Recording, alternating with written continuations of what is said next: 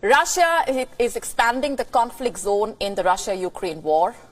We predicted this yesterday when reporting on the fall of Bakhmut. And this morning brought news of a fresh Russian attack, this time on an economic hub on the Black Sea. Russian drones struck Ukraine's port city of Odesa. When exactly did this happen, and what has been the scale of the damage caused? How many people have lost their lives? These answers will emerge when the fog of this battle begins to clear. So far, the Ukrainians are tight-lipped, and we are not surprised. Because what is unfolding is not only a single attack on a port, but a larger plan, the plan to control the Black Sea. Have a look at this map. This is where Odesa is located. It is a port town. Next to it is Mykolaiv, and Russia already controls parts of this town. And then you have Kherson, again a town that's under Russian control. On the south is Crimea, which has been with Russia since 2014. And then you have Melitopol and Mariupol, again under Russian control. And now Russia is moving the front line further south and west to Odesa. The stakes here are, if anything, higher than the stakes in the north. Do you see the pattern here? What Russia is trying to do essentially is effectively cutting off Ukraine's trade from the Black Sea. And the obvious question is why? Why the Black Sea?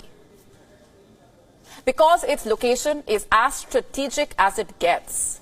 Have a look at this map. The Black Sea virtually straddles Europe and Asia, Turkey and Ukraine, but it is linked to the Mediterranean Sea through the Bosphorus Strait that passes into the Sea of Marmara through Istanbul. And this, by the way, is the key to the Mediterranean, a passage for Russian cargo. And this is what matters to Russia.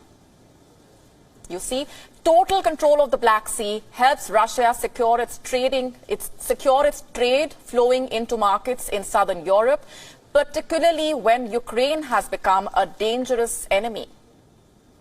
That's not all. Reason number two is the buffer zone. For Russia, the Black Sea serves as a buffer between the NATO and itself. And total control of the sea allows Russia to station its Black Sea fleet in secure waters. Total control of the Black Sea also helps Russia patrol the Crimea, Odesa and Mariupol region and block any reinforcements coming into Ukraine or trade sailing out of Ukraine. I know what you're thinking, but there is the Black Sea trade deal, the one allowing for export of grain via the Black Sea. Sure.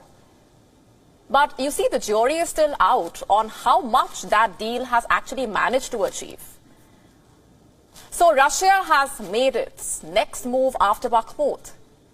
The question is, how will Ukraine respond? With the intensity with which it fought in Bakhmut? Kiev defended Bakhmut with all that it had. But is Ukraine in a position to put that kind of defense in Odesa is the immediate question. And the answer is not really, not likely. And I will tell you why I say this. Number one, Ukraine is running out of weapons. It is running out of artillery ammunition. And we have been telling you for a while now that Ukraine has been exhausting its arsenal, that too at an alarming rate. Much faster than the US or the NATO can resupply them, of course, because of the limitations in the supply chain.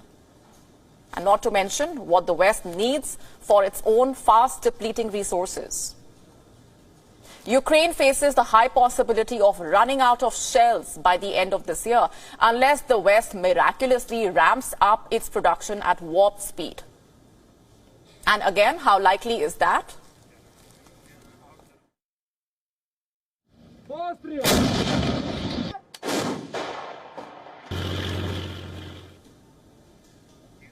Coming now to point number two. For how long can a country continue to fight another with the help of a third or a fourth nation? Like we told you yesterday, Ukraine is 101% dependent on the West to fuel this war. For every war-related resource, the only resource Ukraine has is human resource. And the human resource also has now suffered a morale setback after what's happened in Bakhmut. So this is what it comes down to. Ukraine's morale is slipping, as its leaders admit. Its citizens are becoming war-weary, knowing that the odds are against their resistance. However heroic it might have been, will Ukraine fight to hold Odesa with the ferocity and determination it showed in Bakhmut? And this is likely to help Russia complete its dream arch faster than expected. Let me show you another map just to explain this. These are some of the towns and cities under Russian control: Severodonetsk, Luhansk, Donetsk, Lysychansk, Mariupol, Melitopol, Bakhmut. Russia has complete or limited control of the city. Anyway, these are all cities to the east of the Dnipro River. And again, like we were telling you yesterday, military analysts believe that Russia is not trying to control all of Ukraine. What it may be aiming to do is split Ukraine into half along the Dnipro River. Russia wants control of the cities to the east, and it wants control of the Black Sea. And now this is a plan that seems to be coming to life, one city at a time.